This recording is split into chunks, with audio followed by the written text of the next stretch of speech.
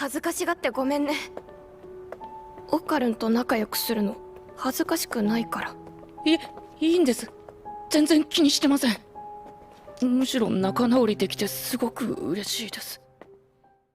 If I had to guess, I'd say I'm sure you like the scene from Dandadan. This moment, this arc, this situation is what Dandadan does best. A harmless misunderstanding, a frustrating separation, honest feelings of two people in love with each other, and a catharsis when everything gets worked out and we return to normal. This is where I like Dandadan the most. Out of everything it does, despite me not being the biggest fan of shonen, what's made me stick around is how well it executes its love. Not just the romantic kind either. Of course, when you look at it, the romance between Okarun and Momo is unmissable, but dare I say, it executes every single kind of love extremely well. Dandadan is love itself. To talk about love in Dandadan though, we must first look at the most obvious instance of how it's presented, the love between our main characters. I absolutely adore the way the show handles Momo and Okarun.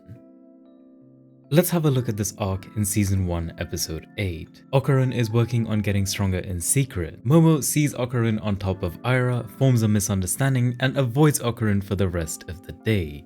This is a problem for both our main characters. They both hate this. Okarun doesn't want to lose trust with Momo because of a stupid misunderstanding.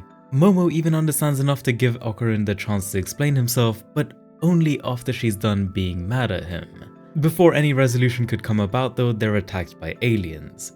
Momo, even whilst being mad at Okarun and Aira, realized she needed to help so they all survived in the end. They deal with the threats by the skin of their teeth, escape, and then when everything finally calms down, Okarun is able to explain himself to Momo.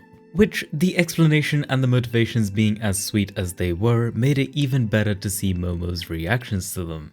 This final interaction is what Dandadan is all about to me. These moments of silence, where the music stops, where it cares about what it shows the audience, where every movement, every sound, every word is treated like it matters the most, where the whole world seems like it stops for both Momo and Okarun, where they can both speak with their hearts on the table and come to an understanding. Coming from the chaotic and busy fights in the show to a halt in a scene like this is something that just works so well at making me care.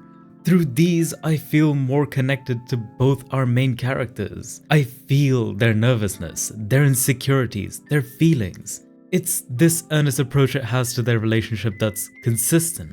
In some way or another, through the conflict around them, their relationship strengthens. Their understanding of each other strengthens, and ultimately it's progress that feels well executed. While it is one of the most obvious displays of love in this anime, its execution and finesse is something that still hits me every single time. I could probably watch the show forever if it was just moments like these. They're just really that good.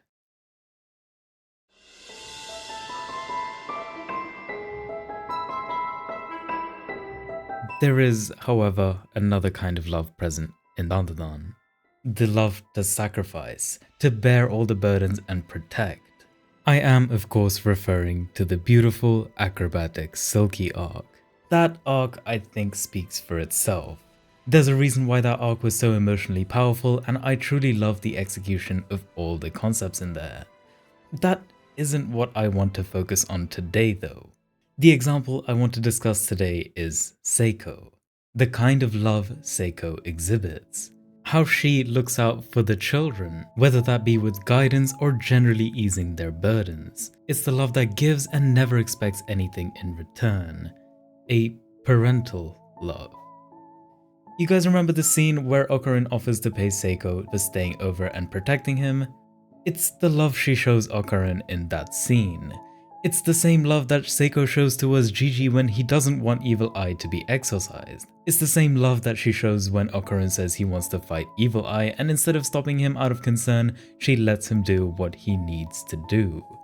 Seiko is an awesome character at exhibiting that kind of love, because it reminds me that even through her goofy displays, she is still someone who deeply cares about all the children.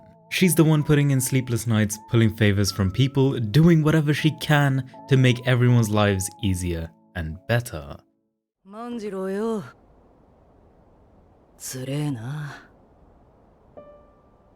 大人ならよ、ガキの迷惑全部背負い込んで、てめえの好きにしろって言ってやりてえじゃねえか。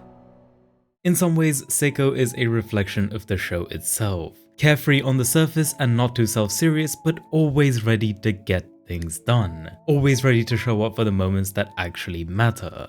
The more I think that she's just there for the gags, the more I'm proven wrong with how well the show uses her character and how much she really does matter to the story. It's something that makes her gags in the show go from goofy to endearing, and that in itself is a nice feeling to have.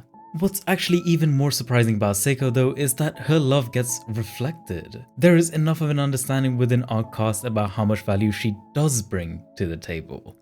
Like when Okarun understands her way of life and gets inspired to be more mature and more understanding, or when Momo looks out for her when the evil eye arc comes to an end. These instances of her love getting reflected or even understood are ones that feel that much better to watch. That her care for these children manifests in their values in real time. It's the type of thing that makes me look at the relationship between Seiko and the rest of the cast and say, that's nice from the bottom of my heart. Anyway, that's enough about Seiko. Let's talk about the final kind of love present in Dandadan. どうせ言ってないんでしょ、悪口。言ったわよ。もうクソみそ言ったわ。なんか文句あるHey. The kind of love you find in a real friendship. That considerate, empathetic, sharing the burden kind of understanding that characters in the show exhibit towards one another. The kind of love that Okarun feels towards Gigi when he realizes that Gigi is a pure soul. The kind of love that made Aira risk her hard-earned reputation to not ruin Momo's image. After spending time with each other and surviving various disasters, it's the understanding our characters have towards each other that they're friends and looking out for each other is just the normal thing to do. It makes our cast feel more tight-knit. It gives that feeling that they're gonna have each other's backs when things go wrong. Gigi, being a newcomer to the cast, is someone that doesn't share the same bond that Okarun and Momo do. Yet, when he so desperately wants to save Evil Eye and befriend him, everyone simply understands enough to respect his wishes. Even after all the trouble Evil Eye had caused everyone, even after the situations where someone in our cast nearly died because of him, they were still all ready to compromise. Okarun, even while feeling insecure about his relationship with Momo because of Gigi, still didn't hesitate even for a second to offer his help either. What matters to me here is how this arc acknowledges Gigi's feelings, how it presented friendship in this arc, how keeping Evil Eye around was something so tedious and annoying, and yet it didn't matter to anyone in the cast because Gigi is their friend. He's someone precious to them. That is just the normal thing to do. オーカル、俺、誰も傷つけてないです。今後はもう誰も傷つくことはありません。普通の暮らしに戻れますよ。オーカル。To me, everything in Dandadan revolves around one of these loves. It's what lets it build these complex stories, these flashy fight scenes, and these ridiculous moments that leave me wondering if anything is even real. Whether it's being goofy, sad, or real, it does it with love as its central theme, and that much is evident in the effort it puts into the scenes themselves. The music, the sound effects, everything the anime uses to convey that vulnerable feeling from the characters is translated extremely well. As much as I personally don't care for the action and the fights in the show, I still am happy to get myself invested in it because the show genuinely cares about its characters and their interactions. It has the heart to provide a warm and comfortable experience. Every so often it also has the capability to have the acrobatic Sulky arc or the Evil Eye type of story that goes even further beyond. No matter what it chooses to show though, I think as long as it keeps its love themes consistent, I will be more than happy to come along on any journey. That's all from me on Dandadan today though. If you like this video, please consider liking and subscribing to me. I'll see you guys in the next one. Thank you all for watching.